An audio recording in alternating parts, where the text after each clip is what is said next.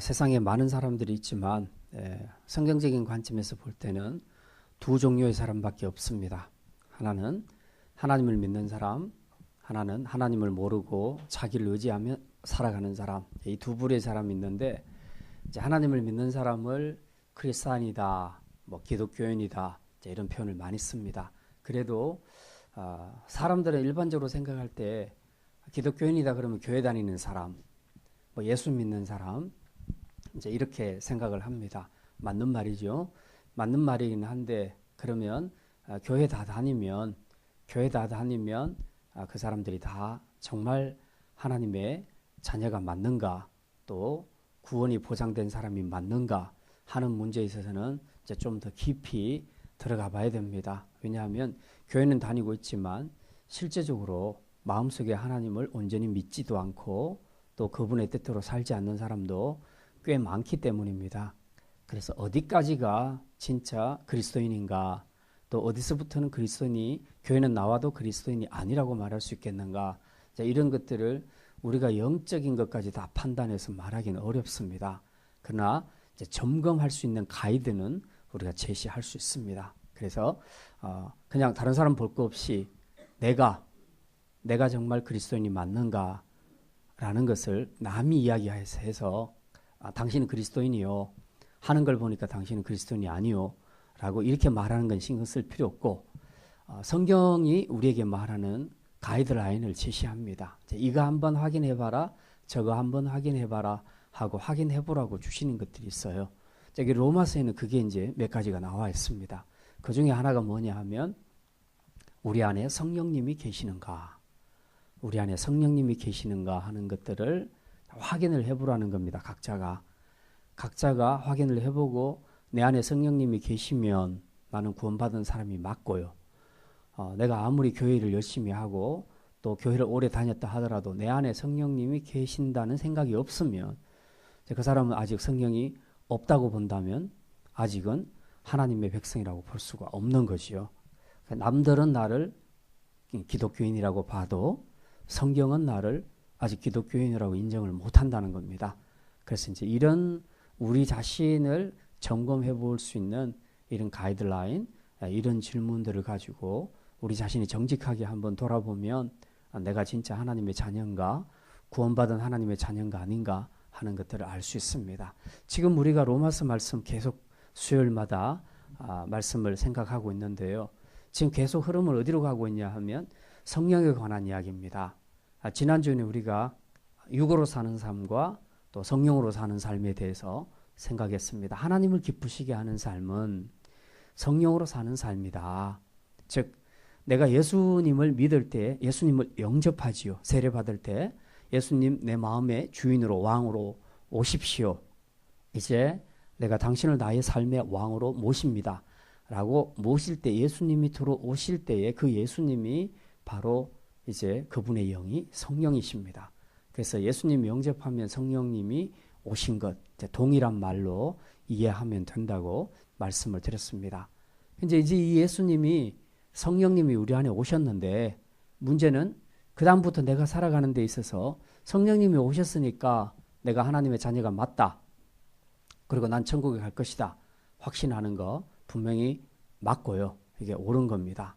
자, 이것까지 흔들리면 안 되겠죠? 자, 문제는 현실의 삶에서 현재 살아가는 삶에 있어서 내 안에 들어와 계신 그분이 진짜 왕으로 계시는가, 아니면 그냥 내 뒷방에다가 가둬놓은 그런 사람으로 있는가, 이제 그거라는 겁니다. 현실의 삶을 우리가 한번 돌아보자는 거죠.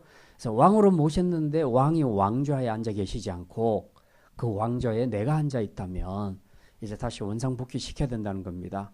이게 회개라는 것이고요. 이게 우리 자신들이 항상 하나님 앞에서 자신을 돌아보는 경건의 삶입니다. 그래서 그냥 예수님을 영접했다 이걸로 끝내지 말고 영접하신 그분이 우리 삶에서 날마다 왕으로 계시는가, 나를 다스리고 통치하고 계시는가, 그걸 점검을 해보라는 겁니다. 이게 안 돼 있다면 그분을 설사 내가 모셨다 할지라도 그분은 내 왕이 아닌 거죠. 여전히 내가 왕인 겁니다. 그분은 그냥 뒷방에 갇혀 있는 분입니다. 그렇기 때문에 이 로마서를 읽으면서 성령으로 산다는 것이 무엇인가? 이게 구원의 문제이기도 하고 이것이 우리 그리스도인의 정체성을 설명하는 것이기도 합니다. 그래서 이 부분을 우리가 잘 아는 것이 필요한데요. 지난주에 우리가 육으로 사는 삶 그리고 성령으로 사는 삶에 대해서 생각을 했는데 이제 우리가 계속해서 말씀을 생각합니다. 오늘 말씀에서는 하나님의 자녀가 육이 아니라 성령을 따라 살아야 되는 이유가 뭔가, 그리고 또 그렇게 살았을 때 받게 되는 축복이 뭔가 하는 것들에 대해서 사도 바울이 지금 설명을 하고 있습니다. 자, 12절부터 우리 한번 천천히 한번 보겠습니다. 12절. 그러므로 형제들아 우리가 빚진 자라 돼 육신에게 져서 육신으로 살 것이 아니니라. 예, 빚진 자라 이제 그렇게 얘기하고 있습니다. 예전에 그 한국 문학 단편 소설에 보면요, 술 권하는 사회 이제 이런 게 있었죠. 현진건 씨가 쓴 그런 작품이 있었는데 요즘은 빚을 권하는 사회라는 그런 단어를 많이 쓰고 있답니다. 너나 할 것 없이 빚을 너무 많이 내요.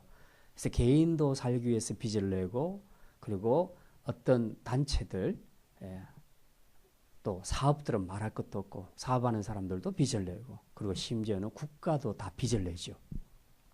그러니까 전부 빚더미 위에 있는 겁니다. 개인부터 시작해서 사업, 국가까지 전부 빚더미 위에 있죠. 우리나라도 지금 빚이 엄청나게 많습니다. 이제 문제는 불가피하게 우리가 빚을 낼 수가 있어요. 그 빚을 낼 수가 있는데 문제는 그 빚을 갚지를 못하게 되면 이제 그 다음 결과는 빚 안 냈을 때보다 훨씬 더 비참하게 된다는 거죠. 비참한 종말을 맞게 된다는 겁니다. 그래서 우리가 주변에서 지금 현재 나라들 중에서 빚 너무 많이 내가지고 있다가 결국 폭삭 망한 나라들이 지금 있지 않습니까? 지금 대표적으로 그리스 같은 나라들 잘 나갔지요. 잘 나갔는데 뭐 사회보장 제도도 해주고 뭐 엄청나게 국민을 위해서 많이 해줬죠. 해줬는데 지금은 완전히 잠수 타고 있죠. 이제 이런 나라들이 자꾸 생겨나기 시작하는 겁니다.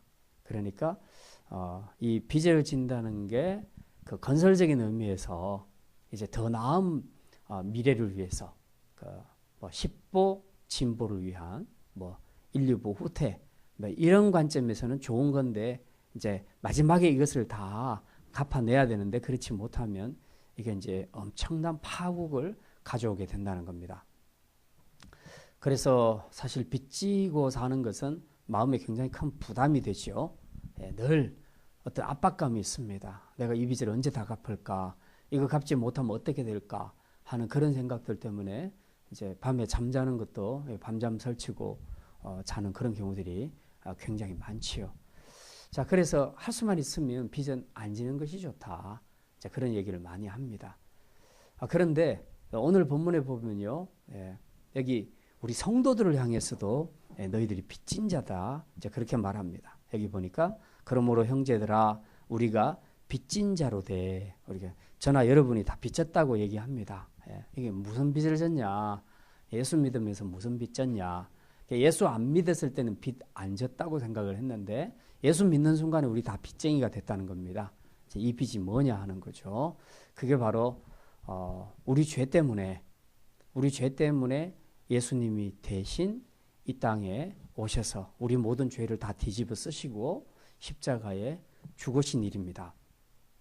원래 십자가에는 누가 죽냐 하면 죄인이 죽어야 됩니다. 그렇다면 그 십자가에는 저나 여러분이 달려야 되는 거죠.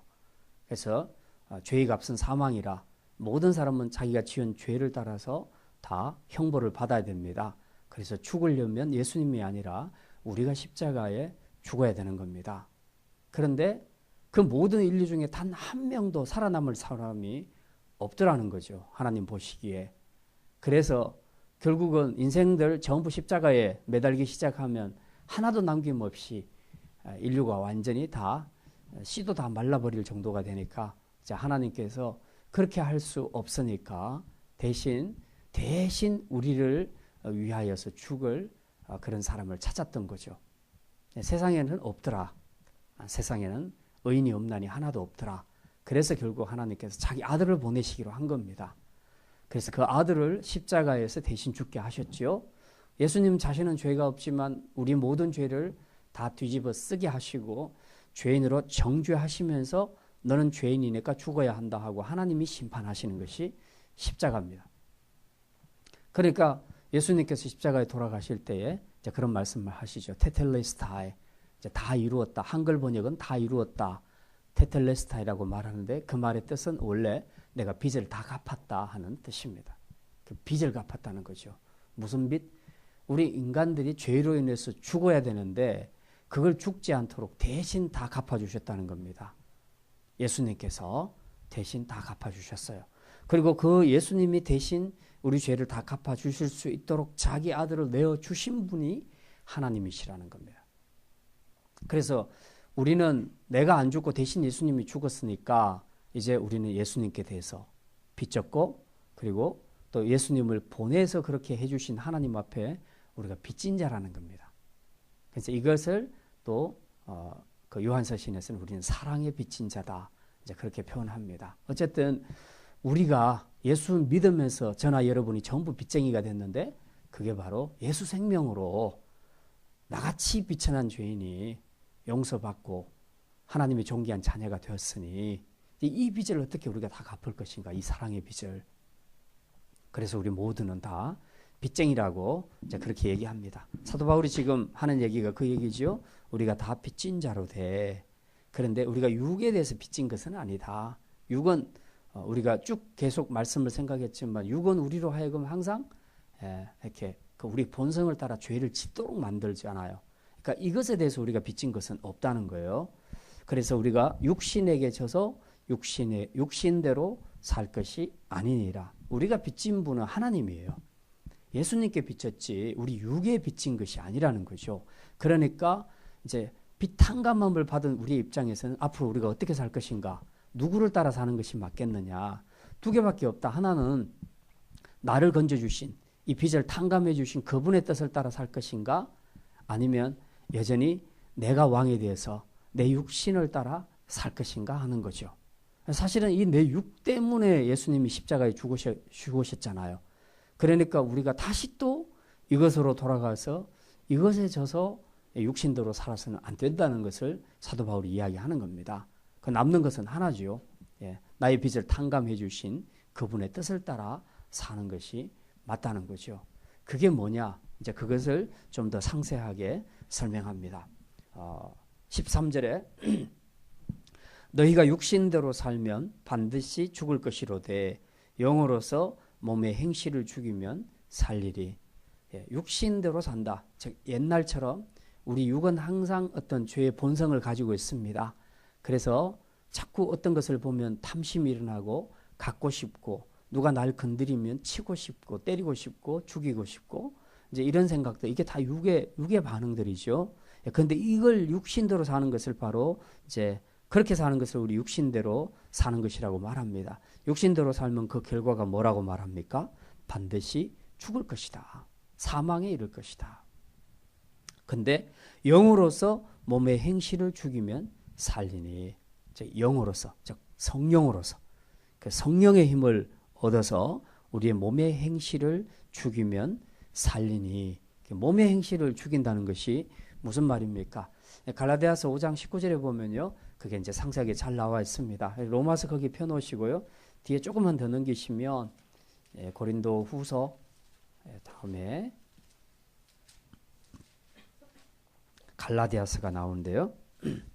갈라디아서 5장 19절.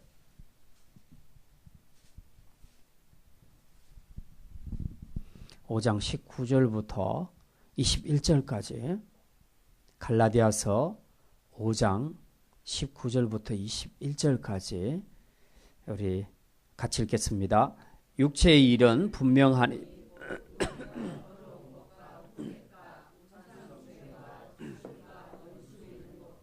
분쟁과 시기와 분냄과 당짓는 것과 분열함과 이단과 투기와 술취함과 또 그와 같은 것들이라. 전에 너희에게 경계한 것 같이 경계하노니 이런 일을 하는 자들은 하나님의 나라를 유업으로 받지 못할 것이니라. 자, 여기서 지금 얘기하는 거, 이게 육체의 일, 19절에 육체의 일은 이런 것들이다.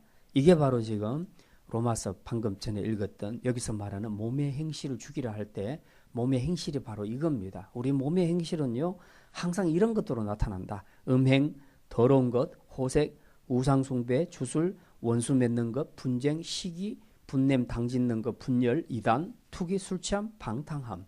이런 것들이 다 우리의 몸의 행실이다. 이걸 죽여야 된다고 그렇게 말씀합니다. 만약 이걸 못 죽이면 어떻게 되는가? 21절에 보니까 이런 일을 하는 자들은 하나님의 나라를 유업으로 받지 못할 것이다.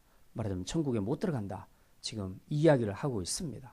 이게 지금 우리가 분명하게 이야기해야 될 것은 요걸 기준으로 자꾸 생각하면서 이거 중에 하나라도 죄 지으면 천국 못 가는구나 라고 이렇게 이제 자꾸 뒤집어서 해석을 하니까 이런 문제가 생기는 거예요.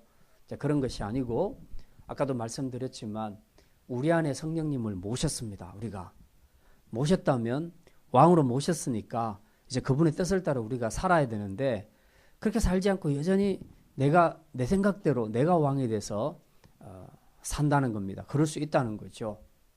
근데 그렇게 사는 삶이 사실은 몸의 행실을 따라 사는 것이죠. 근데 그렇게 계속 그 사는 삶을 산다면 사람들이 그렇게 생각할 수 있겠죠. 정말 저 사람 안에 성령님이 계실까? 라고 의심을 할 수 있겠죠. 충분히. 그래서 이제 이런 부분들을 가지고 이야기를 하는 겁니다. 정말 성령님을 모셨다면 그러기 어렵다. 얼마간은 그렇게 살 수 있겠지만 끝까지 그렇게는 못 산다는 거죠. 만약 누군가가 끝까지 세례받아 놓고 끝까지 죽을 때까지 계속 그렇게 살았다. 그 사람은 제가 생각할 때 그 사람은 성령을 받은 사람이 아니에요. 성령을 받았다면 끝까지 그렇게 살 수가 없습니다. 반드시 성령님이 계신다면 회개케 하시고 돌이키실 겁니다. 어쨌든 우리가 큰 관점에서 이제 이렇게 해석을 하는 게 맞지요. 그래서 이 육체의 일을 성령의 인도하시는 바가 되면 이제 이 육체의 일 이것을 우리가 버려야 된다. 그렇게 말합니다. 또 그 이제 골로새서 3장 5절에 보면 그렇게 말해요. 그러므로 땅에 있는 지체를 죽이라. 곧 음란과 부정과 사욕과 악한 정욕과 탐심이라. 이런 것들도 결국 로마서에서 말하는 몸의 행실입니다. 다시 로마서로 넘어갑니다. 로마서 8장으로 넘어갑니다. 자, 그러면 13절에서 육신대로 살면 죽고 영으로서 몸의 행실을 죽이면 살리라.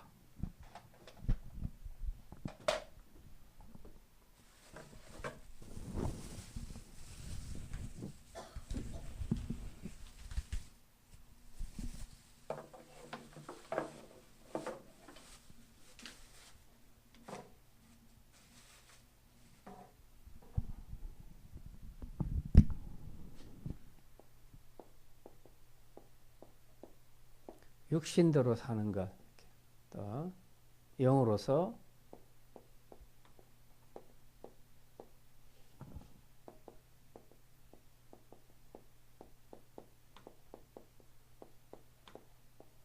죽이라. 우리 안에는 육신대로, 즉 내 안에 느끼는 죄의 본성대로 살고 싶어하는 그런 욕망들이 있다는 겁니다. 그런데 그 욕망에 충실해서 그냥 내가 이 죄 짓고 싶으면 이 죄 짓고 저것이 짓고 싶으면 저 죄 짓고 계속 그렇게만 살아가게 되면 그 결과가 뭐라고요? 죽을 것이다. 죽음이 그 결과다. 그렇게 말합니다. 이렇게 살면 안 된다는 거죠. 그런데 만약 영으로서 성령으로서 우리의 행실을 죽이게 되면 아까 봤던 여러 가지 죄의 항목들 이런 것들을 죽이게 되면 우리가 살게 될 것이라고 말합니다. 근데 우리 안에는 이 두 세력이 계속해서 싸우고 있는 것이죠. 그래서 우리는 이것을 영적인 전쟁이라고 그렇게 말합니다. 영적 싸움 혹은 영적 전쟁이라고 얘기합니다. 계속 우리 안에서 죄 짓고 싶은 욕망 그리고 계속 몸의 행실을 죽이려고 하는 성령의 역사 이런 것들이 계속해서 우리 안에서 전쟁이 일어나게 되지요. 자, 이제 이런 전쟁들이 일어날 때 여기 13절, 14절 여기 보면 14절에 무릇 하나님의 영으로 인도함을 받는 사람은 곧 하나님의 아들이라 이제 그렇게 말씀하고 있습니다. 예. 우리가 영적 전쟁을 하게 되는 이유가 사실은 이제 왜 영으로서 몸의 행실을 죽여야 되는가? 내 힘으로는 안 되니까 그래요. 그래서 내 힘으로, 내 의지로, 결심으로 뭔가를 해서 영적으로 우리가 승리를 거두려고 하면 그 사람은 반드시 실패합니다. 그 영의 전쟁이 그렇게 호락호락한 것이 아니에요. 사람들이 결심으로 술도 끊고 담배는 끊을 수 있을지 몰라도 그러나 진짜 영적으로 자기를 확 잡고 있는 그 세력은 절대로 못 끊어냅니다. 그러니까 그것은 오직 성령으로만 가능한 거예요. 성령으로. 그래서 우리가 그리스도인이라고 했을 때에 이렇게 설명할 수 있죠. 그 사람 안에는 성령이 있는가? 이 질문을 하라고 그랬는데요. 두 번째는 그 안에 계신 성령의 인도함을 받고 사는가 하는 것입니다. 아까도 말씀드렸지만 성령을 모신 것까지는 했는데 인도는 안 받아요. 사람들이. 모시기만 하고 세례만 받고 인도는 안 받아요. 그분이 왕으로 오셨는데 그분의 통치와 인도를 받아야 되는데 안 받는 거예요. 그게 문제라는 겁니다. 영적 전쟁에서 실패하는 이유는 전부 거기에 있다는 거죠. 성령님이 안 계셔서 지는 게 아니에요. 성령님이 계시는데 성령님의 인도를 안 받아요. 안 받고 여전히 자기 생각으로 하는 거죠. 그러니까 영적 전쟁에서 실패할 수밖에 없다는 겁니다. 그래서 14절에서 강조하는 것은 그겁니다. 도대체 하나님의 아들이 뭐냐?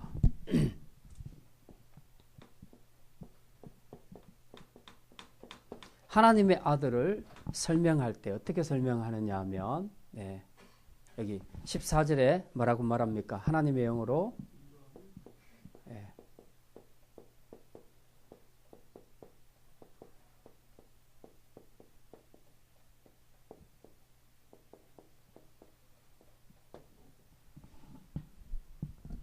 하나님의 아들을 하면 예수님 자꾸 생각나죠?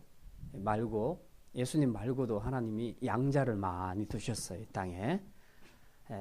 그런 사람을 똑같이 하나님의 아들이라고 말합니다. 우리는 하나님의 자녀다 이런 표현을 많이 쓰고 있지 않습니까? 저나 여러분이 다 하나님의 자녀인 줄 믿습니다. 자, 우리가 하나님의 아들인데 그러면 정말 하나님의 아들이 맞습니까? 라고 물었을 때 예, 나는 하나님의 아들이 맞아요.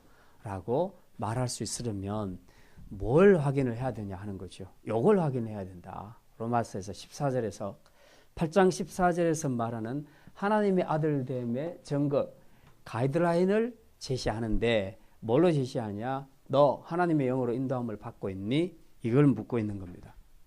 네가 하나님의 영으로 인도함을 받고 있다면 너 하나님의 아들이 확실하게 맞아. 그렇게 얘기하는 거죠. 근데 만약에 하나님의 영으로 인도함을 받지 않는다면 이제 문제라는 겁니다. 이제 고민해 봐야 되는 거죠. 불신자이거나 아니면 신자는 신자인데 그냥 자기 생각대로 사는 신자죠. 아들은 아들인데 완전히 내놓은 자식이죠. 그렇게 사는 거죠. 근데 진짜 아들이 되려면 그 아버지 영, 하나님의 영으로 인도함을 받고 살아야 한다는 겁니다. 지금 사도 바울은 그 이야기를 하고 있습니다. 다음 15절 너희는 다시 무서워하는 종의 영을 받지 아니하고 양자의 영을 받았으므로 우리가 아빠 아버지라 부르느니라. 자, 이제 하나님의 아들을 설명할 때에 뭘로 설명하느냐 하면 무서워하는 종의 영.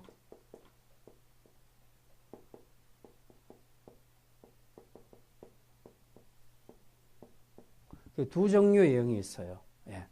무서워하는 종의 영을 받지 아니하고 양자의 영을 받았다.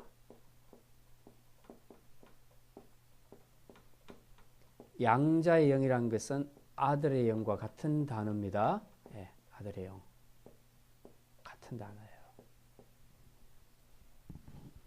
그래서 우리 그리스도인들이 중생하기 전에 불신자처럼 살았을 때 하고 중생하고 난 이후에 세례받고 예수님 확실하게 믿고 바뀌었을 때 삶하고 달라진 것이 예전에 내가 이거 했는데 이거 끊었다. 이제는 이 죄 안 짓는다 하는 것도 다 열매로 분명히 비교할 수 있지만 그 비포와 애프터의 가장 큰 차이점은 뭐냐면 영이 달라졌다는 거예요.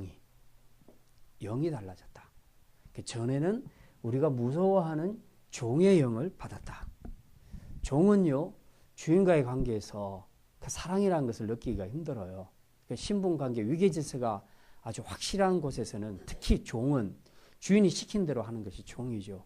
그리고 아무리 잘해도 주인이 칭찬 안 하면 끝. 잘못하면 엄청 매맞을 수도 있죠. 이게 종입니다. 그러니까 종은 주인을 생각할 때에 항상 그 두려워하는 마음을 갖고 있습니다. 내가 잘못하면 안 되는데, 그 주인님한테 혼나면 안 되는데, 늘 이제 이런 생각을 가지고 있죠. 그래서 이 종의 영은 항상 주인을 두려워합니다. 무서워하는 영을 가진다는 거죠. 우리가 신앙생활도 마찬가지입니다. 우리 안에는 그 두려움의 영이 있었다. 예전에는. 성령님이 우리 안에 오기 전에 우리 안에는 그 무서워하는 종의 영이 있었다는 거죠. 그래서 이 무서워하는 것은 굉장히 여러 가지 우리 삶의 영역에서 여러 가지로 나타납니다. 그래서 뭐 조그만 바퀴벌레 보고도 막 무서워하는 그런 것도 있지요.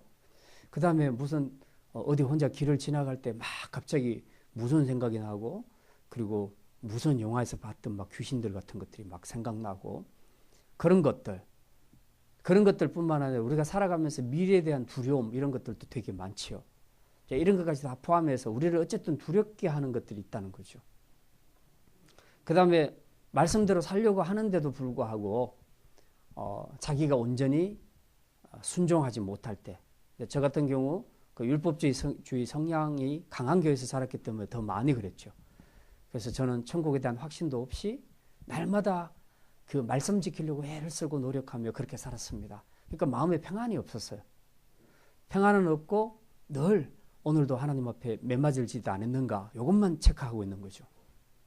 하여튼 죄 안 지으려고 무지 노력하고 살았죠. 그런 영은 뭐냐? 이게 종의 영, 무서워하는 종의 영이라는 거죠. 아들은 아버지를 사실은 무서워하면 안 돼요. 아들은 아버지를 무서워하면 안 돼요. 아버지인데 무서워할 필요가 없어요. 근데 종은 주인을 무서워하게 돼 있어요. 우리가 예수 그리스도를 믿기 전에는 다 이 무서워하는 종의 영을 받아서 살았다는 거죠.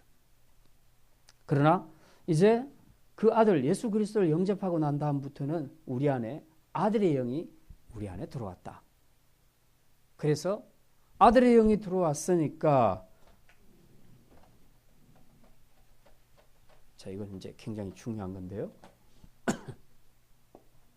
원래 하나님이 있고 아들은 누구밖에 없습니까? 예수님밖에 없죠. 예수님이 진짜 아들이고 한 분밖에 없잖아요. 하나님의 아들은 예수님밖에 없습니다. 왜 그러냐면 이 예수님에게 아들의 영, 즉 예수님의 영이 있었죠. 이게 바로 성령입니다. 예수님 안에 있는 이 영을 가지고 하나님을 아버지라고 부를 수 있는 존재는 세상에 딱 한 분밖에 없었다. 예수님만이 하나님을 아버지라 부를 수 있었다는 겁니다. 근데 이 종살이 하던 A라는 한 인간이 아버지하고 아무 관계 없어. 이분을 향해서 아버지라고 못 부르고 그냥 주인이라고 불러야 돼요. 그리고 늘 두려워하고 살았죠. 아무 관계가 없었습니다. 그런데 이 아들의 영이 여기에 부어진 거예요. 이 종이 이 아들의 영을 받은 거예요. 이걸 믿음이라고 얘기합니다. 믿음으로. 이 아들의 영을 받은 거예요. 물론 하나님이 주신 겁니다. 그래서 이 종에게 아들의 영이 부어지니까 이 종이 아니라 양자가 된 거예요. 양자란 것은 뭡니까? 원래 아들은 아닌데 어디서 다른 데서 데려와서 아들로 똑같은 권리를 부여하는 것이 양자 아닙니까? 그게 양자죠. 그러니까 여기도 아들이 된 거예요. 전에는 아들이 아니고 종의 신분이었는데 이제 아들이 된 겁니다. 그러니까 아들의 영이 여기도 부어졌으니까 이 사람들도 하나님을 향하여 아버지라고 부를 수 있게 됐다는 거죠. 양자는 누구나 자기를 양자로 삼아준 분에 대해서 아버지라고 부르잖아요. 양자가 됐는데도 불구하고 아버지라고 안 부르면 그건 아들 아니죠. 아직 양자가 안 됐다는 뜻이죠. 그러니까 예수님은 본래 아들이니까 아버지라고 불렀는데 본래 아들이 아니었던 우리 인간들은 아들의 영을 받음으로써 예수님하고 똑같이 하나님을 아버지라고 부르게 됐다는 거죠. 그게 이제 15절에 나오는 내용입니다. 너희는 다시 무서워하는 종의 영을 받지 아니하고 양자의 영을 받았으므로 양자의 영을 받았기 때문에 우리가 아빠 아버지라 부르느니라.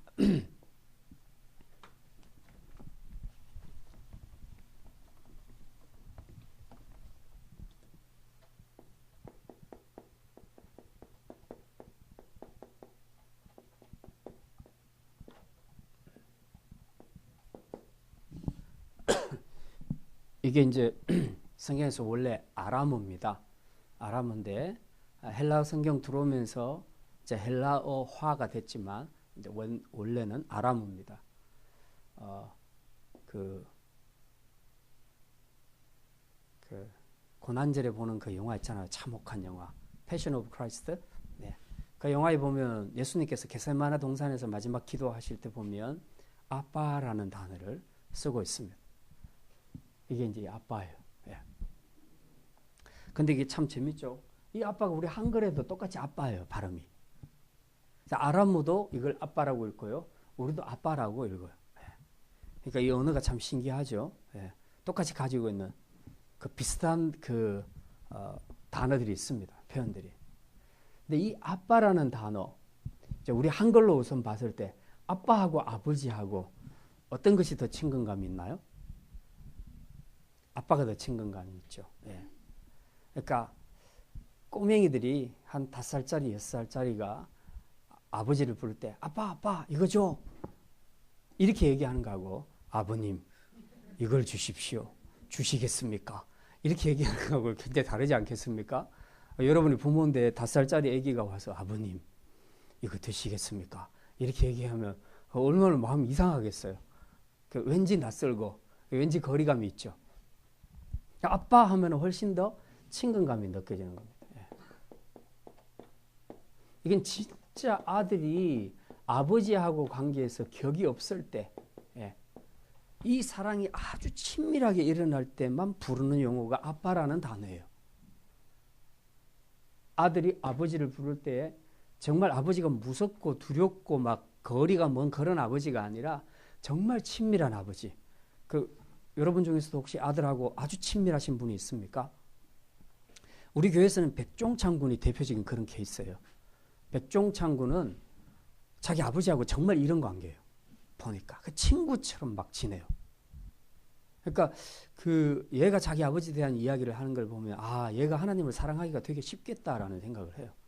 아버지한테 받은 사랑도 크고 아버지하고 굉장히 격없이 친밀하게 이렇게 지내니까 이게 신앙의 영역에서 들어와가지고 하나님 아버지라고 부를 때에도 자기 육신의 아버지를 떠올리면 너무 쉽게 다가갈 수 있는 거예요. 하나님의 사랑을 쉽게 느낄 수 있는 거예요. 그런데 이제 어릴 적부터 아버지에게 엄한 교육을 받고 매맞고 자라고 또 아버지가 없거나 막 이런 식으로 자라난 사람들은 기독교인에 대해서 하나님의 이름을 부를 때도요 왠지 낯설어요. 하나님 하고 하나님 아버지라고 말은 아버지라고 하는데 왠지 내 머릿속에 들어오는 이미지, 아버지 이미지는 뭔가 좀 거리가 멀고 좀 무섭고 이 하나님도 내가 좀 잘못하면 매들고 때리지 않을까 하는 막 이런 두려움을 주는 하나님이 되는 거죠. 그래서 이 단어가 별거 아닌 것 같은데 이 아빠라는 단어는 예수님만 쓰신 용어였고 그것도 아주 친밀한 상태에서 부르는 단어가 바로 아빠였다는 거죠. 그런데 이제 완전히 종으로서 두려움만 느끼는 종으로 살았던 우리들에게 이 아들의 영이 부어짐으로써 우리도 똑같이 하나님을 향해서 감히 아빠라고 부른다는 거죠. 예. 그러니까 옆집에 진짜 그 부모도 없이 자란 불쌍한 아이. 그래서 잘못하면 주위 사람들한테 두들겨 맞고 혼나고 막 이런 아이를 내가 우리 집 양자로 데려와서 아빠라고 부를 때 원래 우리 아들이 나한테 아빠라고 불렀을 때 얘는 항상 그걸 부러움의 대상으로 봤죠. 나도 저런 아빠가 있었으면 그랬는데 걔를 데리고 와서 너도 내 아들이야. 너도 이제 아빠라고 불러도 돼. 라고 얘기했을 때 아빠 아빠 부를 때 그때 그 감격이 얼마나 크겠어요? 근데 바로 그거지요. 우리가 아빠 아버지라고 하나님을 향해서 이렇게 기도할 수 있는 것. 여러분이 기도하실 때 하나님 아버지 아버지 하고 많이 부르시잖아요. 예. 그게 이제 좀 더 친밀감이 있으면 아빠 아버지로 부르게 되는 겁니다. 자, 이것이 우리에게 얼마나 큰 감격인가. 얼마나 큰 감격인가. 단어 하나가 함부로 부를 수 없었던 그 단어 하나로 지금 하나님과 나의 관계가 어떤 관계가 되었는가 하는 것을 설명해주는 굉장히 중요한 포인트가 되는 겁니다. 그래서 이 15절에서도 지금 그걸 이야기하고 있는 거예요. 사도 바울이. 너희가 전에는 무서워하는 종의 영을 받아서 감히 하나님에 대해서 뭐라고 부르지도 못했는데 이제는 그 예수님이 가졌던 그 영, 아들의 영, 양자의 영을 너희가 받았으므로 이제는 우리가 아빠 아버지라 부르짖느니라. 예수님하고 똑같이 우리가 부르게 됐다. 이게 얼마나 큰 감격이냐. 지금 그 이야기를 하는 겁니다. 16절. 성령이 친히 우리의 영과 더불어 우리가 하나님의 자녀인 것을 증언하시나니. 자, 이제 성령이 이 영이 아들의 영이 우리 안에 들어오셨잖아요. 들어오셨으니까 그분이 오셔가지고 맨 먼저 우리에게 여러 가지 하는 일이 있는데 그 중에 하나가 뭐냐면 내 영. 내 영이 있고 성령이 있는데요. 성령이 내 영에 오시잖아요. 우리 안에 오셨습니다. 그래서 그 성령이 우리 영에게 뭘 이야기하냐면 넌 하나님의 자녀야 하는 것을 계속 깨우쳐 주신다는 거죠. 성령님이 오셔서. 그게 지금 16절 이야기입니다. 성령이 친히 우리의 영과 더불어 우리가 하나님의 자녀인 것을 증언하신다. 그건 내가 나를 위해서는 증언할 수 있어요. 성령님이 오셨고 그래서 나는 그분 너무 사랑해요. 그래서 난 하나님의 자녀가 맞아요. 자기가 자기를 증언하는 것, 이걸 구원의 확신이라고 얘기합니다. 필요하죠. 근데 나는 믿는데 다른 사람들이 나를 안 믿어줄 수가 있잖아요. 그거 어떻게 알아? 라고 이렇게 얘기하면 할 말이 없잖아요. 그죠? 예. 자기 구원의 확신이 있는데 다른 사람들이 나를 안 믿어줄 수도 있죠. 근데 오늘 여기 보니까 성령께서 증언해 주신다. 넌 하나님의 자녀가 맞아 하고 성령님이 증언해 주신다고 그렇게 말씀합니다. 17절 자녀이면 또한 상속자 곧 하나님의 상속자요 그리스도와 함께한 상속자니.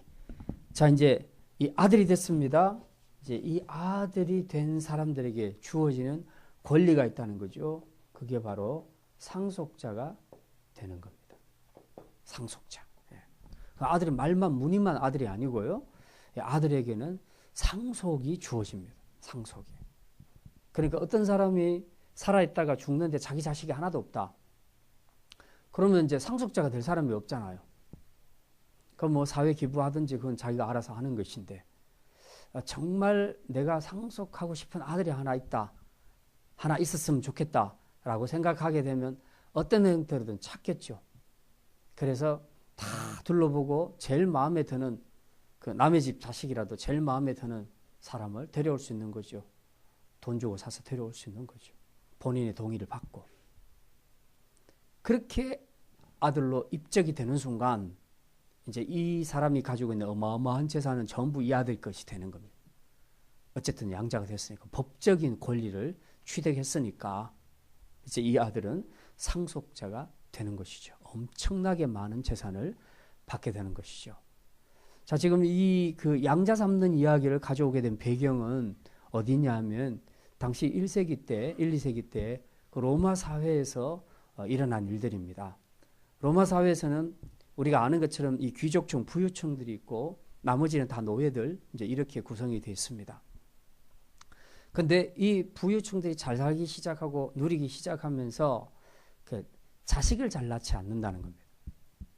요즘 우리나라도 지금 출산율이 엄청 많이 떨어졌지 않습니까? 그래서 지금 뭐 몇 명이에요? 한 가정에? 진짜 이렇게 계속 가다가는 20, 30년만 지나면 진짜 자녀들 찾아보기 힘든 시대가 됐습니다.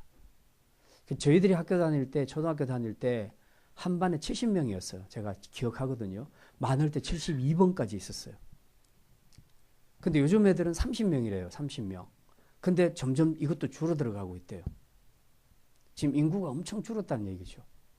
우리 자녀들 세대가. 근데 로마 시대에 이렇게 출산율이 엄청나게 떨어진 거죠. 결혼도 잘 안 하죠. 그냥 즐기기만 하는 거예요, 사람들이. 즐기기만 하고 책임질 일은 안 하는 거죠. 그래서 결혼 잘 안 하고 출산율 떨어지고 그러니까 집집마다 애들이 별로 없는 거죠. 있어봐야 한두 명 이렇게밖에 없으니까. 자, 근데 이제 문제는 귀족들이나 재산을 많이 가진 사람들은 뭔가 이걸 자기가 가지고 있는 것을 물려주고 싶은 그런 기본적인 욕망이 있지 않습니까? 근데 자기 자식이 없으니까 줄 사람이 없죠. 그래서 찾았던 것이 양자입니다. 물론 이런 높은 가문이기 때문에 아무나 양자를 드리지 않겠죠. 그래서 충분히 조사해가지고 정말 똑똑하고 명민하고 그런 애가 있으면 그 로마 시대의 양자는요, 애기들을 양자로 키우지 않아요. 성인이 됐을 때 양자로 입양합니다. 성인 된 사람을 뽑는 거예요. 우리는 애기들을 다 데리고 가죠. 다 양자로 삼죠. 근데 그게 아니라 그 시대에는 성인들을 양자로 데려갑니다. 그러니까 본인이 동의를 받고 제 부모들도 다 동의하겠죠. 그러니까 성인이 됐으니까 일단 본인의 동의가 가장 중요한 겁니다. 그래서 네가 양자하겠냐? 마음에 드는 사람이 하나 있어서 저놈 지켜봤더니 진짜 똘똘하고 내 모든 거 다 물려줘도 안 아꼈겠다라고 생각되면 의사를 타진하는 겁니다. 그래서 본인이 되겠다, 양자가 되겠다 하면 이제 양자로서 선포하는 거죠. 그러면 이 사람이 가지고 있는 모든 것이 아들에게로 다 그대로 상속이 되는 겁니다. 이 대표적인 케이스가 누구냐 하면 그 아우구스투스라는 그 존칭을 받았던 사람이 누굽니까? 역사에서 옥타비아누스.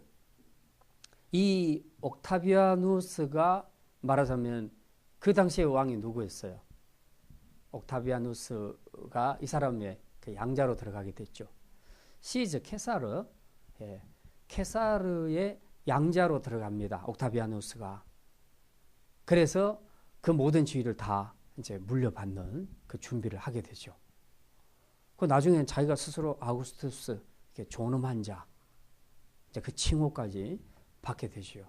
그 로마 시대를 배경으로 하는 영화들을 보면요, 가끔씩 그 양자를 입양하는 그런 것들을 보는데 이미 성인이 된 사람 중에 아주 똑똑한 사람, 아주 충분히 재능이 있고 똑똑한 사람을 이제 양자로 뽑는 그런 경우들이 굉장히 많습니다. 일단 뭐 어찌됐든 관계없이 뭐 옆집의 아들이건 누구든지 간에 일단 본인만 동의하면 이제 아들이 되고 법적으로 이 모든 과정이 끝나게 되면 말이 양자지 진짜 아들이 되는 거죠. 그래서 모든 것을 다 상속을 받게 된다는 겁니다. 지금 그 이야기를 15절, 17절에서 이야기하는 겁니다. 자녀이면 또한 상속자, 하나님의 상속자요. 자, 그러면 옥타비아누스는 시저의 그런 양자가 되었지만 우리는 뭐냐? 이게 시저보다 훨씬 더 위대하신 만왕의 왕이신 하나님. 그 하나님의 자녀가 됐으니까 하나님이 가지고 있는 모든 하나님 나라의 모든 것들을 우리도 다 함께 상속받게 된다. 누리게 된다 하는 것을 이야기하고 있는 거죠. 17절에서 이야기하는 것이. 그래서 우리가 하나님의 상속자요. 그리스도와 함께한 상속자라. 자, 이것도 이제 재밌는 표현입니다.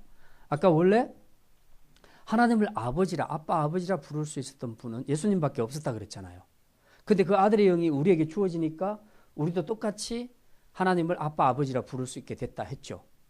그러면 이제 상속 문제도 마찬가지입니다. 원래 이 아들만 아버지 것을 다 받아야 돼요.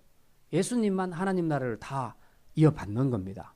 그렇게 받아야 되는데 이제 우리도 양자의 영을 받았기 때문에 우리도 하나님 나라를 상속으로 받게 됐다는 거죠. 그래서 지금 여기 그리스도와 함께한 상속자라.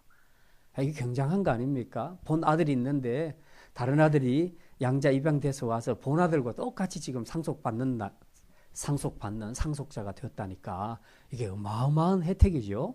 예, 굉장히 큰 은혜라고 말할 수가 있습니다. 그래서 우리가 함께 상속자가 되었다. 그리스도와 함께 상속자가 되었다고 사도 바울이 이야기하고 있습니다. 근데 이게 바로 우리가 하나님의 자녀를 설명하는 굉장히 중요한 가이드라인이라는 거죠. 예. 그래서 우리가 성령이 내 안에 오셨는가, 첫 번째 그걸 확인해야 되고, 두 번째는 오신 성령의 인도함을 받고 있느냐, 아니면 내 마음대로 계속 살고 있느냐, 이걸 두 번째 가이드라인으로 우리가 생각을 해야 됩니다. 자, 그렇게 살면 이제 그 성령의 인도하심을 받고 살면 우리가 받게 되는 축복이 뭐냐? 17절에 말하죠. 상속자가 된다. 하나님 안에 있는 모든 것을 다 누리는 상속자가 될 것이다. 그렇게 말합니다. 자, 그 다음에 이제 그 뒤에 보면 우리가 그와 함께 영광을 받기 위하여 고난도 함께 받아야 할 것이니라. 이제 보통 가끔씩 우리 주위에 이런 이야기를 들어본 적이 있죠. 상속을 받으시겠습니까? 하는 것을 본인이 결정을 할 때요. 아버지가 가지고 있는 부채가 너무 크면 내가 받을 수 있는 상속은 5억인데 아버지가 진 빚이 10억이다.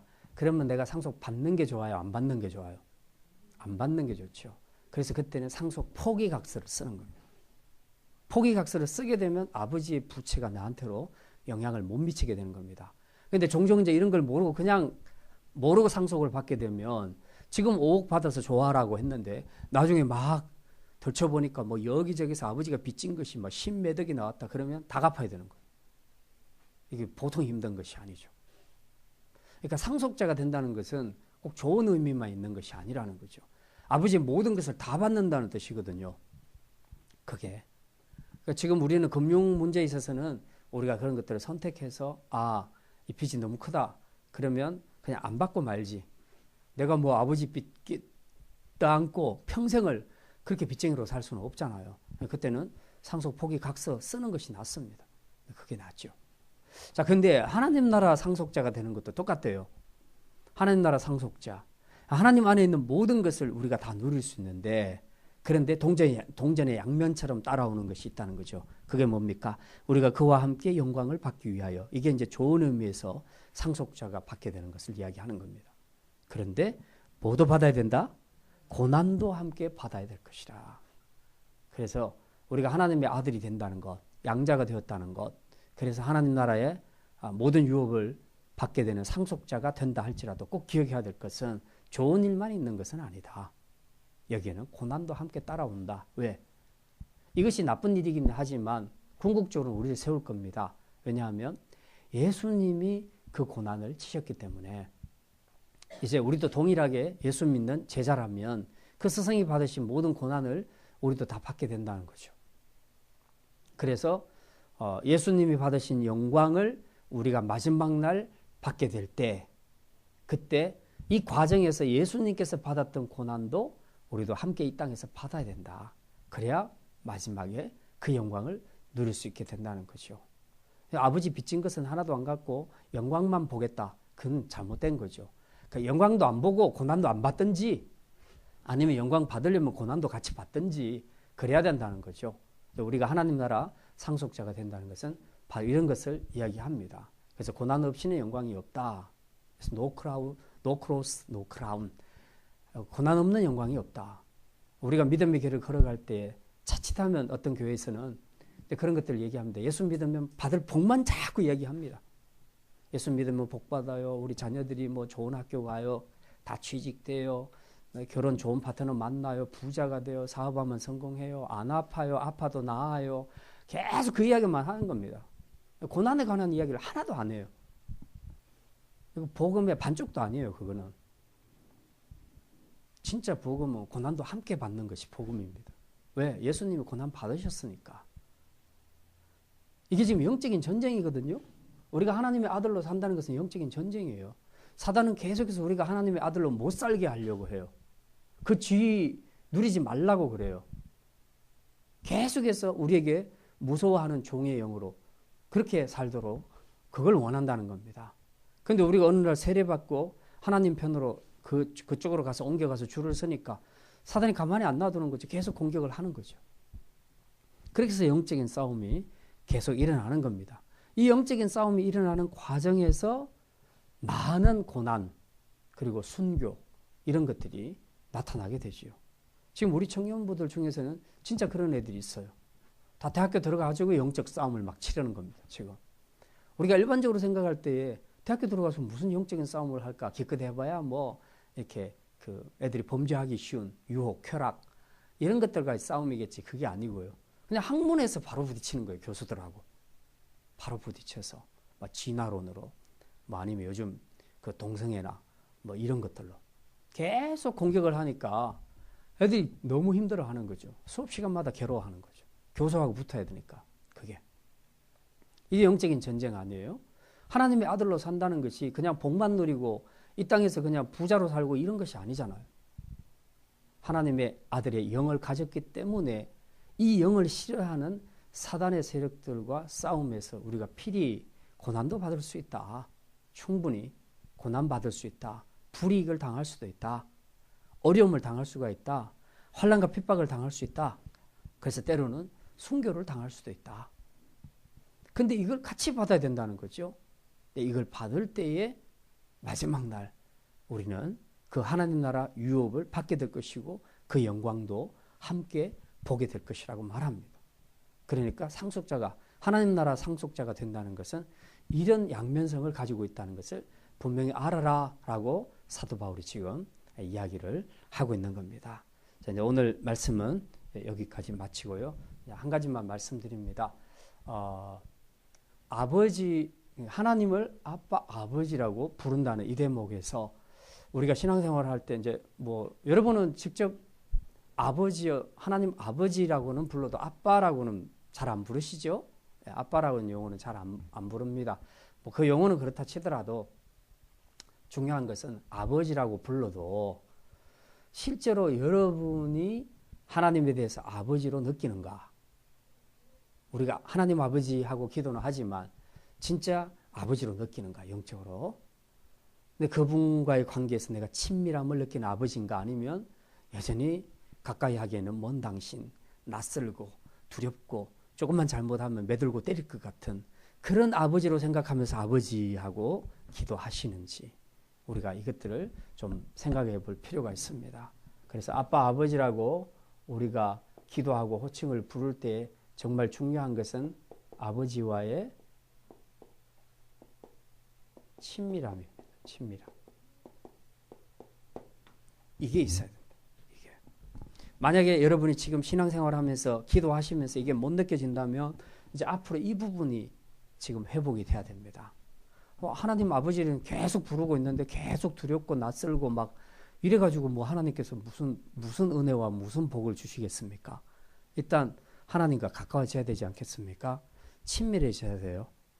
그래서 여러분의 마음에 있는 것들을 다 내려놓고 이제 하나님 앞에 교제하는 거죠. 이 과정에서 우리가 꼭 해야 될 것이 있습니다. 친밀하게. 여러분은 누군가 낯선 누구와 친밀해지려면 어떻게 합니까? 쉽잖아요. 애들이 학교 이사 왔다. 그래서 전학을 해서 이제 새로운 학교로 들어갔다. 다 낯선 애들이잖아요. 애들하고 어떻게 좋게 친하게 지낼 수 있겠어요? 일단 자기 집에 초대하고 그냥 같이 먹고 같이 운동하고 같이 공부하고 그 환경을 만들어주기 위해서 자기가 많은 것들을 투자하고 부모들도 뒤에서 밀어주는 거죠.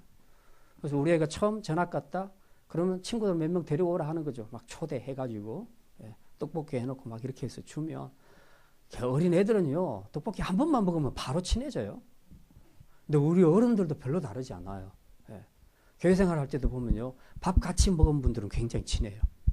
커피 같이 마시신 분들은 확실히 친해요. 근데 그런 거 없이 그냥 예배 끝나고 땡 하고 갔다가 또 예배 때 또 와서 예배만 드리고 가고 이런 분들은 별로 안 친하잖아요. 그 일반적인 정서하고 똑같아요. 영적으로도. 우리가 하나님과의 관계에서도 하나님과 이 친밀한 교제가 계속 이루어져야 된다는 거죠. 어떻게 보이지도 않는데 그분하고 차를 마실 수도 없고 밥도 못 먹겠고 뭘 하면 좋을까요? 우리 제자 훈련 하신 분들은 이제 지금 그런 것들이 잘 돼 있을 겁니다. 아침에 딱 일어나면 눈 뜨면 바로 앉아서 기도하고 말씀 보고 그것부터 하죠. 왜? 하나님이 그 글자 속에 갇혀 있는 것은 아닌데 그 글자를 통해서 이제 성령께서 우리와 교제하시는 거죠. 이게 하나님과 친밀해지는 방법이에요. 그럼 이런 방법 말고 하나님하고 우리가 어떻게 친해질 수 있겠어요? 하나님의 영이시니 우리가 영으로 교제해야 되겠지요. 그래서 말씀 그리고 기도. 우리가 흔히 하는 정답이에요. 그런데 이 정답이 진짜 정답이에요. 그래서 이걸 자기 걸로 만들어내느냐에 따라 어떤 사람은 굉장히 친밀하고요, 하나님과. 어떤 사람은 굉장히 멀어요. 그러니까 제가 이렇게 쭉 그 교회생활 하면서 보면 어떤 분들이 그런 얘기를 자주 해요. 문제가 생기면요, 다른 사람들에게 부탁만 자꾸 하는 사람이 있어요. 집사님, 우리 집에 이런 문제가 생겼는데 기도 좀 해주세요. 또 이 집사님 붙잡고 기도하고, 뭐, 자꾸 부탁만 해요. 정작 본인은 기도 안 해요.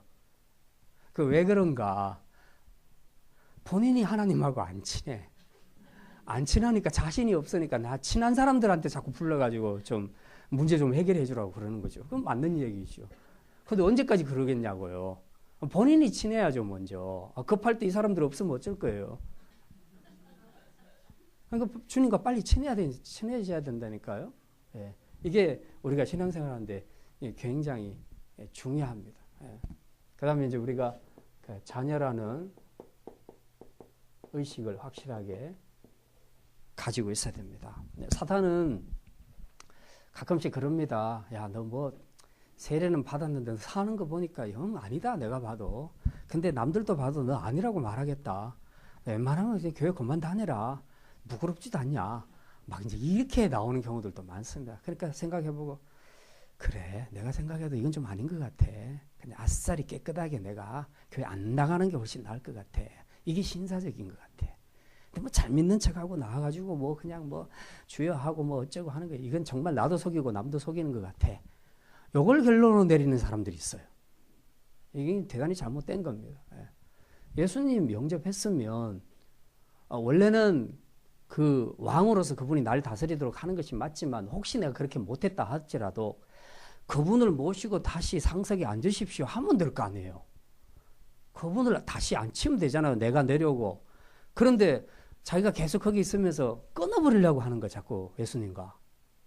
이게 얼마나 어리석은 겁니까? 이거 끊으면 끝나는 거예요. 자기 인생은 쫑나는 거예요. 이제 구원도 못 받아요. 뭐라 그럽니까? 이렇게 계속해서 몸의 행실을 죽이지 않으면 하나님 나라를 유업으로 받지 못한다 그래요.